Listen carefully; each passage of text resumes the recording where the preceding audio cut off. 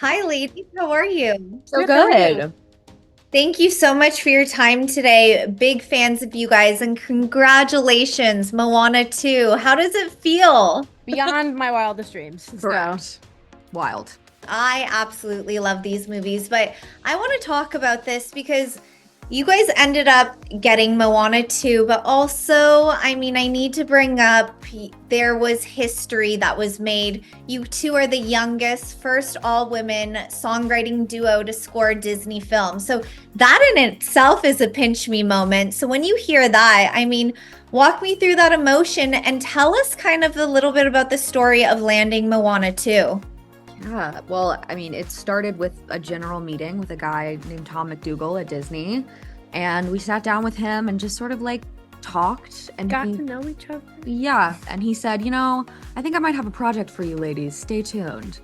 And of course, you never really know if they're being honest or if anything will come of it. Yeah, because people talk all sorts of stuff in LA. Yeah. There's a lot of talk and not a lot of doing.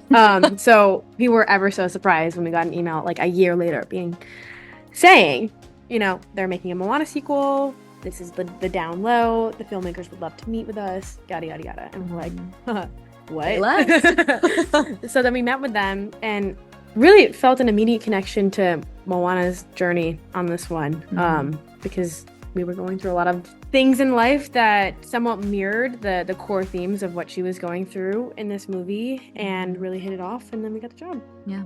It was crazy. I think that's also a beautiful thing to kind of bring up for the viewers that are listening to this, that it doesn't happen overnight. Like you said, you had a meeting and a year later you're getting this email that, oh my goodness, it's Moana 2. So kind of talking to that, what would be your best advice for someone that's kind of listening to this and in a rut where it's like, well, what's next? I'm doing all this stuff. I'm meeting with all these people. What's next? Just as hard as it is, and trust me, I've been there, where I'm like, this is stupid, I'm going nowhere, I should just stop. Maybe I should go back to school. But we're both huge believers in everything happens for a reason, and all the no's are happening for a reason.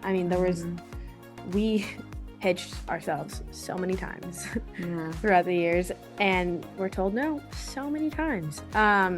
But looking back on that, it was such incredible practice. Yeah. Putting ourselves in all these different people's shoes and writing for all these weird characters and weird styles. And thank God we didn't get any of those jobs, because then this wouldn't have happened. Yeah. But because we didn't get those jobs, we flexed our muscle and we learned how to write like that. I think it's so important as artists. We're all so impatient and we want the success and instant gratification that social media can provide sometimes. And that's just not how it works, overnight successes are 7 years in the making. Take someone like Chappell Roan even for an example. He's been making music for 10 years and you just have to believe in yourself. It's not that simple, but it also is. The belief has to be there first, because if you know that you can do it in your heart of hearts, you can.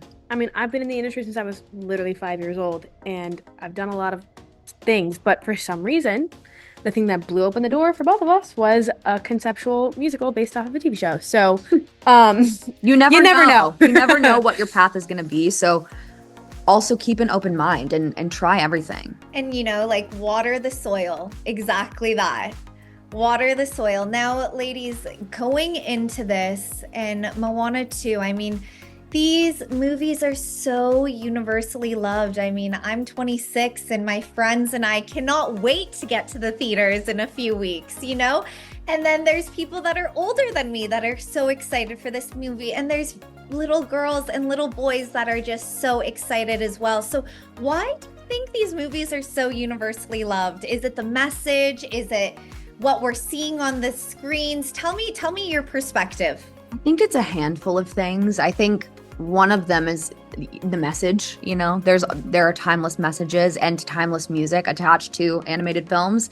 And also, the art of animation is just such a magical art form.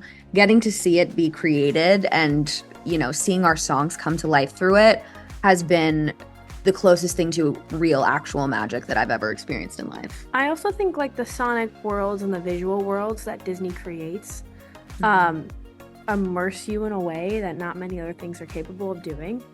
And the fact that like Disney's catalog lives in so many different places, like where else Right. can you watch a movie, fall in love with the characters and the songs, and then go meet them? Yeah. Like there's a So reason real. why these things have stood the test of time. And they're all so distinct, and they're also different and diverse, but we all see some part of ourselves in these characters. And also, who likes her princess? Yeah, they live in hearts and souls forever, and you hear a song and you connect it to a memory in your life. Like there's very few things in life that do that. That's my favorite thing. Like I just played Beyond for someone, and they were like, oh my god, it made me think of blah blah blah, or like they started crying. I'm like, oh, it reminds me of whatever, and I'm like, we've done our job. Yeah. Now, in the last few minutes here, I kind of want to talk about the music that you guys are bringing to Moana 2. Stepping into this project and, you know, putting yourself in these characters' shoes. Tell me about that experience and how that translated into the songs for this one. Well, it was really a wonderful learning experience. Life was a classroom because, you know, these characters, like Moana, she's so beloved, but she's grown and she's evolved in the second film. And, you know, she's asked to go on a journey unlike anything she's ever faced. And we wanted that to be reflected in the music, that things are bigger now. The world is bigger. Moana's seen more of it. She's seen less naive. She's seen the good and the bad.